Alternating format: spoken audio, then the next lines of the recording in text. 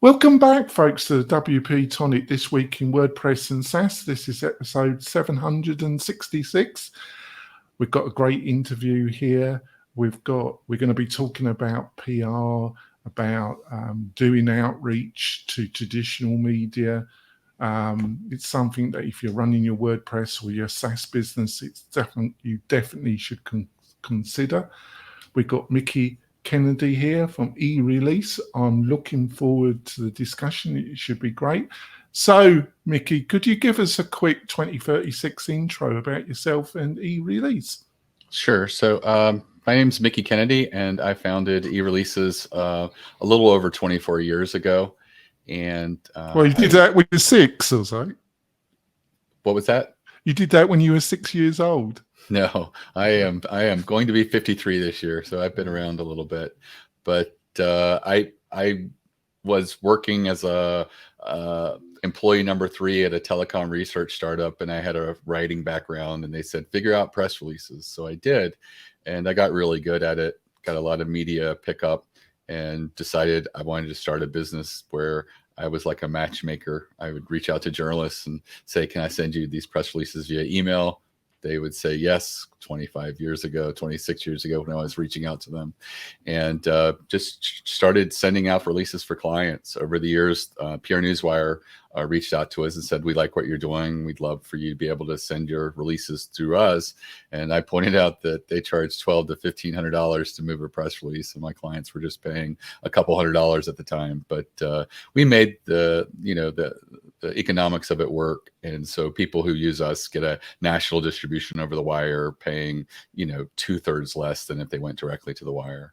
That's great. And I've got my great co-host, Kurt. Kurt, would you like to introduce yourself to the new listeners and viewers? Sure thing. My name is Kurt Von Onen. I own an agency called Mañana No Mas. We consult with businesses and help them with their learning and membership websites. And like I say, we're going to be discussing all things about modern PR, outreach, how to promote your business. It's really important stuff. It should be a great discussion. But before we go into the main meat and potatoes of this great interview, I've got a couple of key messages from our major sponsors. We will be back in a few moments, folks.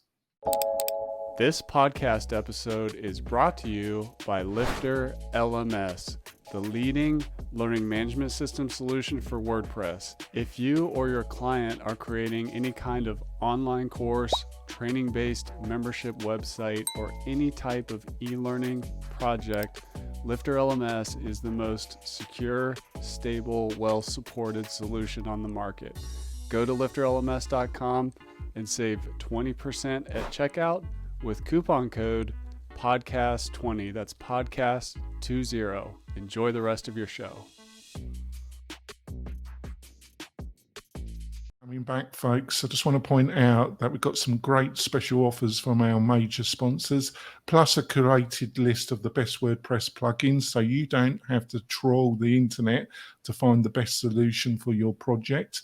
You can find all these goodies by going over to WP-Tonic/deals, WP-Tonic/deals, and you find all the goodies there. What more could you ask for? So, Mickie, it's a changing landscape. We've got AI, we've got all sorts of things going. So what do you think are one or two things that people are not understanding around the whole thing, around PR, and what the specific element that you do with Erelease? So are there one or two key things, misunderstandings that you think your clientele in general don't understand before you educate them? Sure. I think the biggest thing is a lot of people feel like I'm just a small business. Why would I matter to the media? And, they just feel like no one would be interested in us or our story.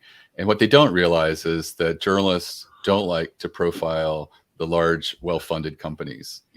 They don't love writing articles about Google and Facebook and Apple, but they do because they have to. But, they really prefer being seen as curators, where they put the spotlight on a small undiscovered company, or, someone's created a new plugin that solves something, but, the people behind it is just a couple of guys in their house. That's no problem with the media. The media loves to, put the spotlight on startups and entrepreneurs. And so you might really be discounting yourself if you feel that the media just wouldn't be interested in you. And the second thing is that maybe what you're thinking right now, there's nothing newsworthy about your business, but if you put that through a different lens and run through a list, an audit, you might be able to flesh out some ideas. And in some cases, you can actually even make the news by doing a survey or study within your industry, creating a link through SurveyMonkey. It really doesn't take much time. You want to have really good questions, ask questions that are really relevant today. If stuff's going on in your industry, like, are people doing layoffs, ask how their hiring is going, or are they struggling to, have to let people go? What's their marketing dollars look like over the next 2 quarters? Are they going to spend less? Things like that could be really interesting in a survey. You send it to members in your industry, and a lot of people get tripped up over that. But in every industry, there are dozens, if not hundreds, of small and independent trade associations. Ask them to send the link for you. Most of them will do it, especially if you say, I'll include you in the press release I'll be issuing over the wire, because the small and independent trade associations don't get a lot of media attention at all. And if they can get aligned to some media pickup, then, they see it as a win-win. And, look at the survey that you did. I recommend 16 questions, 4 questions on each page of the SurveyMonkey. So if they stop halfway, you still have 8 responses. And figure out what was the biggest aha moments. What were the biggest surprises in that survey? You don't want to cover all 16 questions in a press release, but you want to talk about maybe 2 to 4 that were really relevant and interesting and intriguing. And you're going to put quotes in there about why you feel the survey skewed a particular way, and that makes you stand out as an expert in your industry. And that's a really cool way to get media attention. Most of the time, my clients get between 8 and 14 articles in their industry when they do a survey or study type press release. Wow, Mickie. Well, Mickie, I think you get a top star. You provided excellent value. I'm amazed, Mickie. You've just got, I hope you're happy, listeners and viewers. You've got some real meat there. Over to you, Kurt. Well, I don't know how to follow up with that, because Mickey's already provided the value up front. We could just close down the show. Yeah, we might as well go home there. I think that was worth the interview, really. I just, in my Wayback Machine, I was in my former life an editor-in-chief of a magazine, and I remember the struggle of coming up with content, and people would say, oh, well, why should I submit something? Why should I submit something? And I was on the other end of that, teeter-totter, saying, I need some content if I'm going to keep putting out this magazine.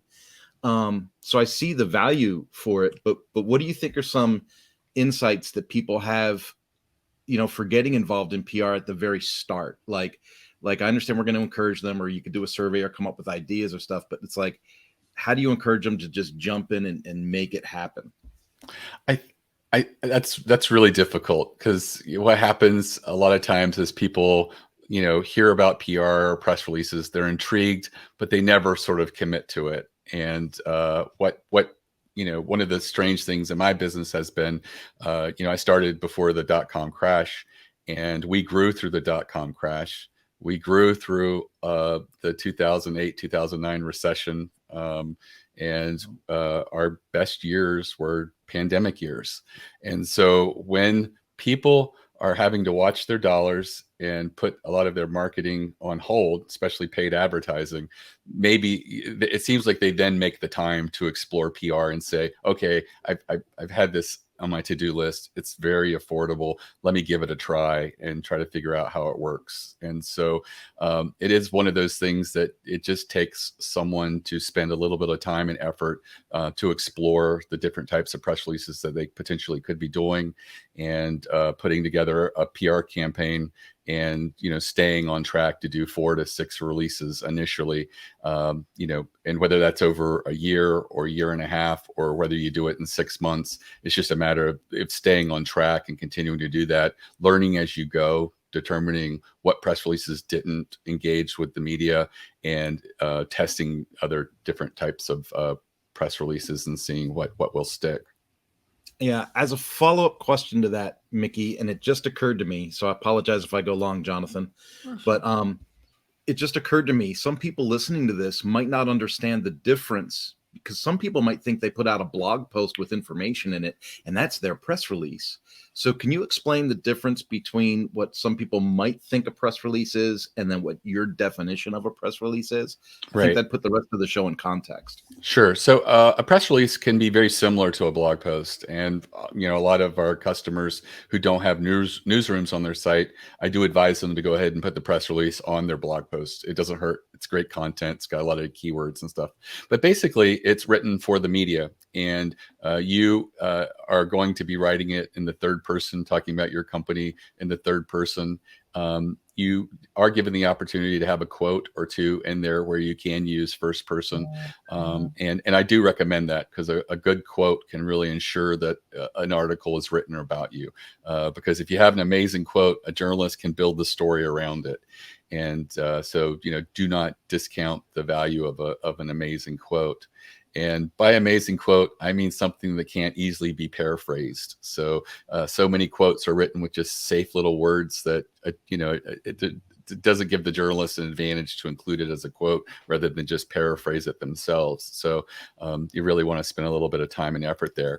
There's usually a boilerplate at the bottom of the press release. It's usually top down, the most important information first, amazing headline, opening sentence. You really want to grab their attention because these things go on the wire and they're streamed headline first. You want to have it so that it's informative and really cuts to what's newsworthy, so that they can click on the headline and drill down and read more information. And so I tell everybody, your first sentence job is to get people to read the next sentence, and the second sentence job is to get them to read the third sentence. And so, journalists are skimmers by nature, so you really want to have all of that information front and center, not a lot of fluff. It's not elevated writing. You don't need to be a writer to do this. It's, usually written at a 6th grade, 8th grade level. If you're writing and your audience is journalists who understand a lot of, jargon, it's okay to include jargon. But if you're trying to reach, like newspapers and other people where it's less jargon oriented, align your goals accordingly, and don't have a lot of jargon and things like that. So it really can be very similar to a blog post, but the difference when you send it out is there's usually a media contact at the bottom that has the person's name that the journalist can contact, as well as an email and phone number. Excellent. Jonathan, over to you, sir. Yeah, kind of follow through question. Is it? I'm only surmising this, Mickie, but you're the expert. Is there kind of a bit of overlap between this and getting your story if you're a startup, or we got a lot of WordPress plugin developer types, SaaS, bootstrap SaaS types that listen to this podcast? So is there a lot of like getting your story in like TechCrunch, or getting there's about half a dozen plugin review sites that dominate the WordPress professional world?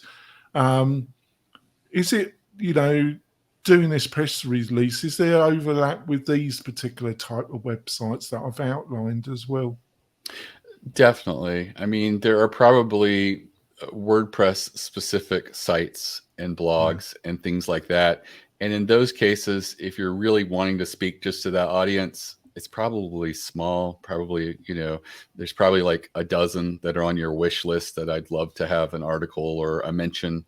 And it might be better to network, get an email address or a contact at those places, and put your pitch or your press release directly in their hands, and introduction, who you are, what you're about. But if you're also looking at a broader audience where like there's a lot of applications in the business world to use your plugin, that opens up way too many publications that you could reach out to directly. But these are great opportunities, and that's where I think a press release over a newswire would do really well, because you're exposed to much more than just the WordPress specific blogs and publications, and those that might be aligned to business tools, business resources, SaaS offerings that people have that they can utilize for their websites and things like that. And that ability to leverage beyond a very niche focus can really open you up with a wire. So we're getting over COVID. The past 3 years, to say they've been slightly disruptive and different would be the understatement. So have there been any trends or anything in the past 2 to 3 years, any that you've noticed that are slightly changing the landscape, or has it fundamentally been the same for a period of time? Well, there's always changes. Like when I started, we started to see blogs appear for the first time. And there were blogs that had more traffic and more followers than trade publications in industries.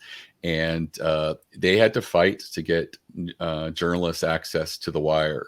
And the wire is public, so anyone can see it. But to get journalist access and drill down by industry or segment and be able to set parameters, like I want releases that mention they're in this industry and they also mention this topic, or exclude press releases that mention this topic. You can really create a customized feed with that journalist access in the wire.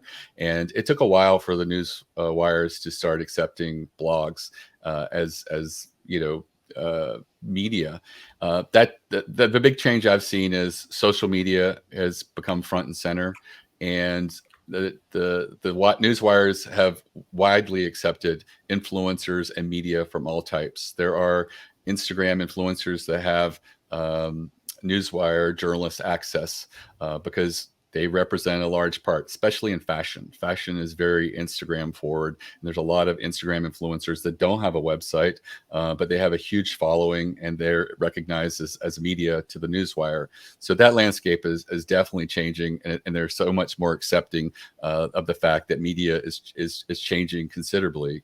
Where we get our attention, where we get our news, where we want to explore and be entertained and delighted is moving all around. And so that is really fun to watch that. I also think that there's a progression towards video as content, and I don't think we're there yet with a video press release, but I do think that there, 5 to 10 years, a lot of press releases probably will be more video forward, where now it's just additional collateral to your press release to have a video.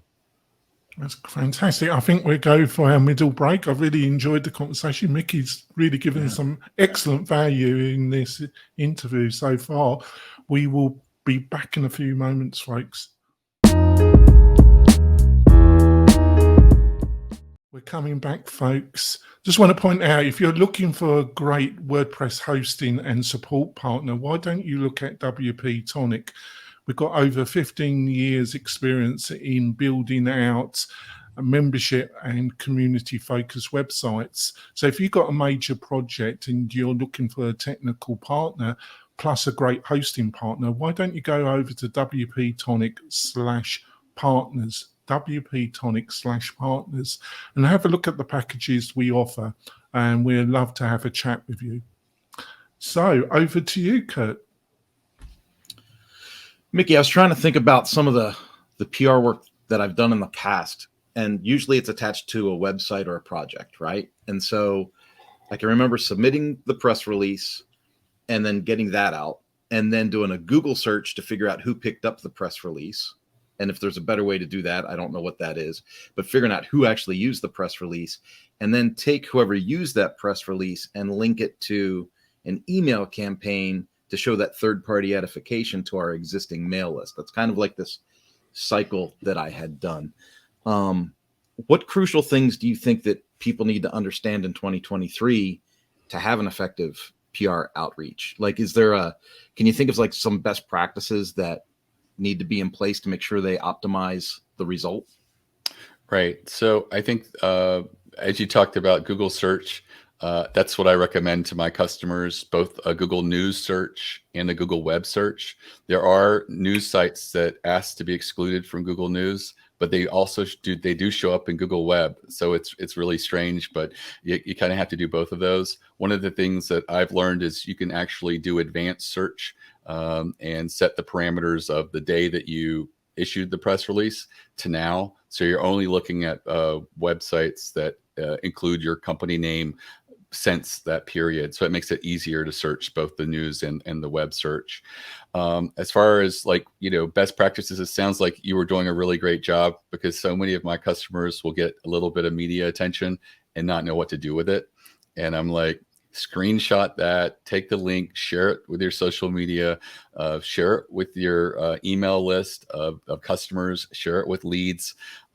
Customers are always considering, should I be rethinking about my vendors and who I work with?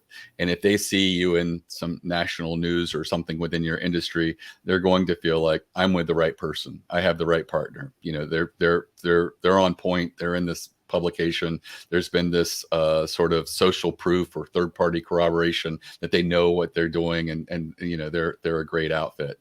The same thing applies with leads. There are always leads that are on the fence about who they want to work with and who they're going to choose. And seeing an article that includes you in it is really a great implied endorsement and boost your credibility, so that they're more likely to tip over and use you as opposed to someone else. And so, that's some of the most valuable parts of media that people don't take attention or pay attention to. They think about just new customers they get from articles and things like that. And that does happen, but you can also take that and use that as your sales collateral and, really put yourself out there and expose that to people and get the benefits of that implied endorsement, that third-party corroboration by sharing that.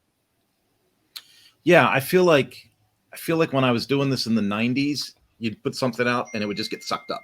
And then even in the 2000s, you would put something on Twitter, you would grow a Twitter account for a customer, and next thing you know, there's 80,000 followers. Like, it just seemed easier. And now it seems like there's more competition for that attention, that currency that people that like, Gary Vaynerchuk would talk about. Is there, Right. Are there any easy buttons or top secret things, any features that you can click on or buy that get you that tiered access? Not really. I think you're fighting a lot of algorithms that really try to, minimize what the exposure you get. So like if you post on Twitter, fewer people that even follow you will see it than before. And Facebook, is doing the same. All of the algorithms are changing so that it is very competitive and harder to get attention. So I suspect it's going to continue to get harder, but I think that the more places that you get yourself and expose yourself to, when you get mentioned in an article in the New York Times, and if you're lucky enough to get a link, which I've managed to get one customer a link in a New York Times article, even though their policy is not to link out. When you get that really boosts your SEO. It really sends a signal of authority to you. And I think that all you can really do is just play the game. Take advantage of all the social media places, try to have a presence everywhere, and people naturally will find you where they are comfortable, and then just, share through all of these different outlets and not really put all your eggs in one basket. Nice. Thank you. Jonathan? Yeah, kind of, it's not on our list of questions, but I thought I'd ask this because you've probably been thinking about it yourself, is how do you see AI affecting the whole world of articles and outreach? And Right. you got a lot of experience in this business, so you must have been thinking about it. I've got such mixed feelings about it, Mickie. I do too. When it comes to content on my website, I don't want AI content on it because, I've done some tests, and there's free websites that'll determine and grade your content how human it is. And the AI content grades very poorly. I had one 8% human, one 12% human that we had generated through AI. It was a blog post that we were testing how good it would be to create a blog post. I felt the article was pretty good, and I felt like from a blog post standpoint, it was good content, but I don't want that content on my website because I know Google is smarter than a free website, and they could probably more easily, readily determine this is AI content. And I know that Google has always been about giving their customers the best experience, and they try to avoid manipulated links and things that are done through computer intelligence. And so when it comes to that, I'm against it. But a press release is different because you're writing a press release for the media that will be transformed into an original article. So I actually believe that having AI write your press release is not a bad idea. I think that having the AI generate the idea for the press release is where you could go wrong. I find that you really have to have that human spark of creativity, and trying to leverage what could be really compelling press release idea really comes best from humans. I've played around with ideas for press releases with AI, and I've been very disappointed. But the actual press release that it generates, I haven't been disappointed. I thought it's done a really good job. I usually, use prompts that are paragraph specific rather than write an entire press release, because that way you can really focus on what I want the first paragraph to accomplish, what I want the second paragraph to accomplish. But I think when prompted correctly, AI does a really great job, and I don't see a penalty coming from that unless it doesn't read well. And I've found that Chat GPT 4.0 specifically reads pretty darn well, and I don't think you're going to get tripped up. And if that gets more people doing press releases, I'm okay with it. It really is one of those things that I find interesting, but I'm not sure outside of those parameters, how wide AI should go. I know that there are people who are creating entire campaigns, the copy on their websites, AI generated, the emails that they're sending out are AI generated. And I think that that's a really cool concept. And if that gets you to market fast, and you can get, like an affiliate base or someone to promote you, and you're not relying on SEO, I think that can work. But if you are looking at building an asset that you want to last over time, I think having that content on your website could, hurt you long term with the, Google and other people ranking those pages. Yeah, I totally agree with some of the things you've said, because Google's been really coy about how they're going to be dealing with AI generated content. They've been giving mixed messages on that particular topic. So I've been experimenting. I think you've got a very common sense stance there, and I think my observation is you really got to read it well, and you've got to check everything. If you're not deeply knowledgeable, you're going to have to spend time researching, because it gets a lot of stuff wrong. Yes. And really basic stuff it gets wrong. It's and what I found with it is it gets a fair bit, and then suddenly it gets really fundamental stuff totally wrong, and you're surprised. But I'm not surprised anymore. So I think just slapping it on and just sending it out, that's where probably Google's going to hit you, because it is wrong, isn't it? Right. Yeah, you would agree with that? Over to you, Kurt. I was thinking about the next question, and it was asking about online influencers and how that may have changed the modern PR outreach. And I think you kind of touched on that a little already, Mickie. Yeah. But I'm just curious, in this world where influencers and all of these other things are taking our attention,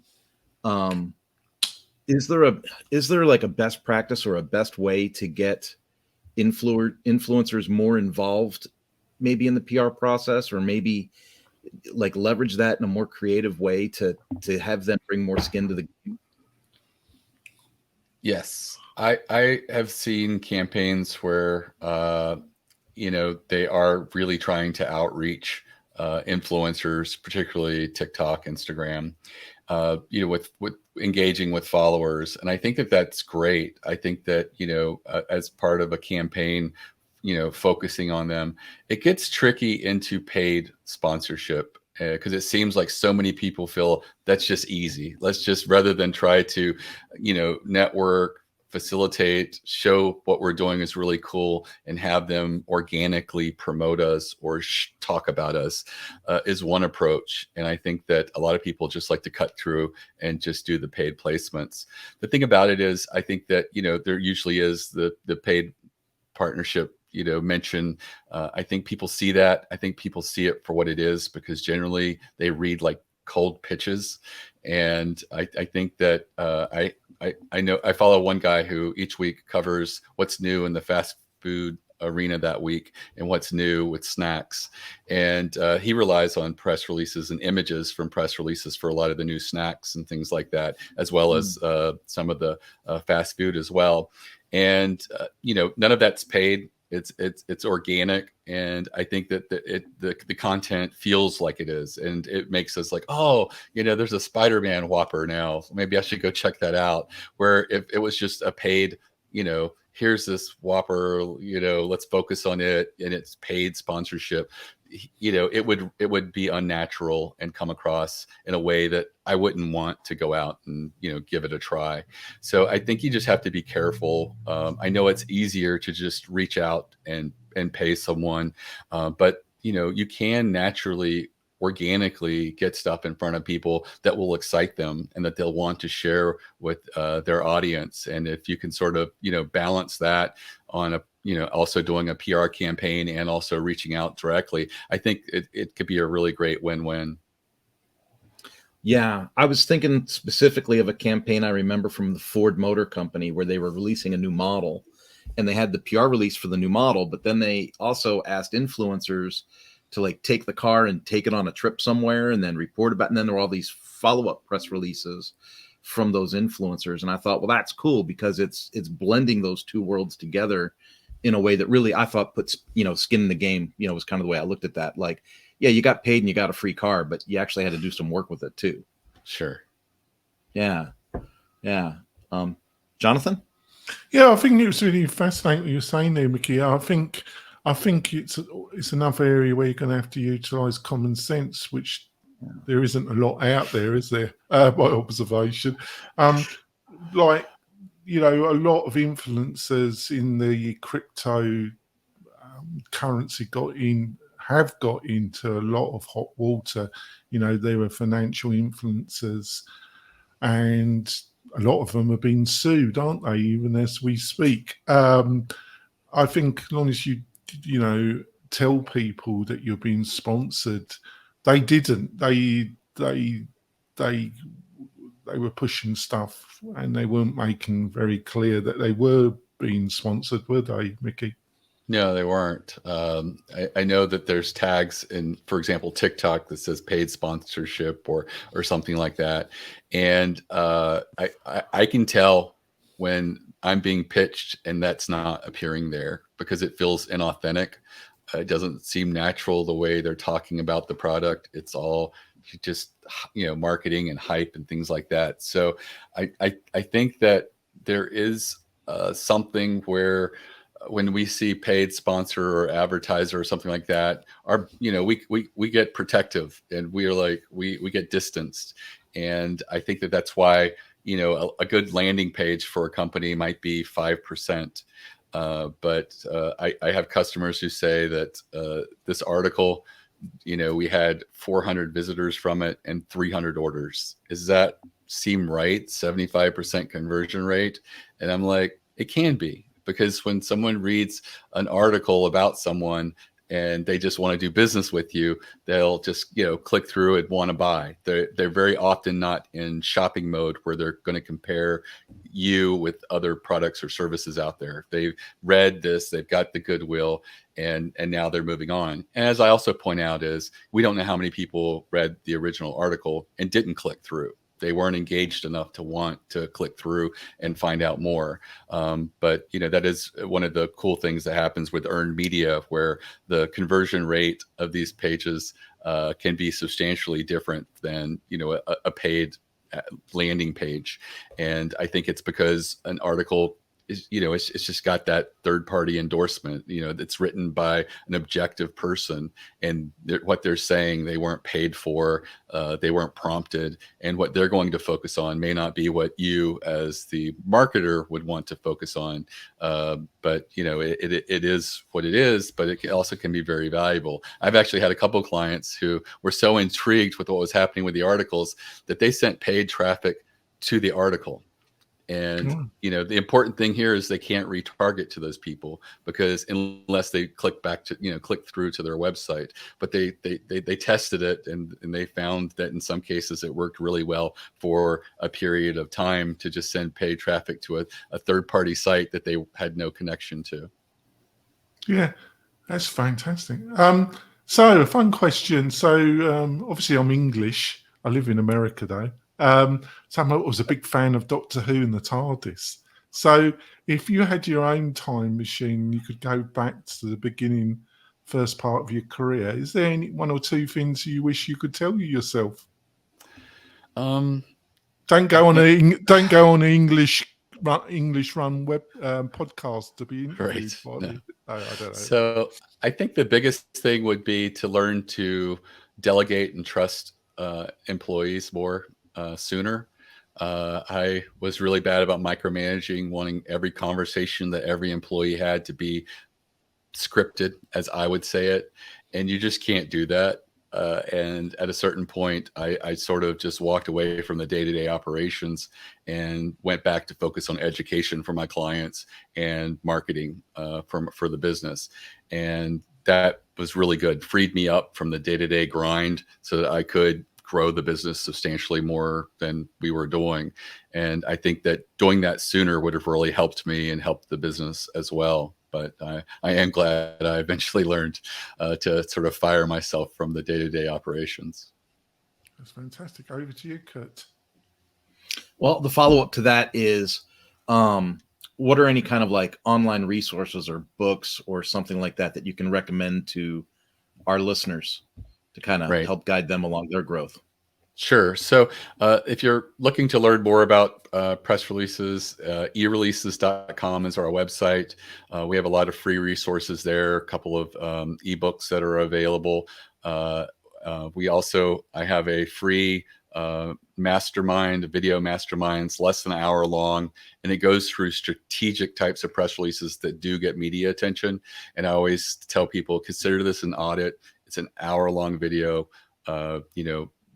Run it through the lens of your business and jot down ideas that come naturally, because these will be ideas that are more strategic and more likely to get media attention if you do a PR campaign. And that's available at ereleases.com/plan, PLAN. And there's also a link in our footer at ereleases.com to it as well. Oh, fantastic. Cool. Well, I think I'm going to wrap it up. Mickie, you've been a fabulous guest. Actually, you've given a lot of value, actually. I really enjoyed the conversation. If you want to support the show, folks, just share it on your social media, whatever your poison is, and just Twitter or Facebook, whatever, and tell your tribe about the podcast. We're growing. I'm getting a lot of good feedback. We're having some great interviews. I really enjoyed this one. We will be back next week with another great interview. We'll see you soon, folks. Bye.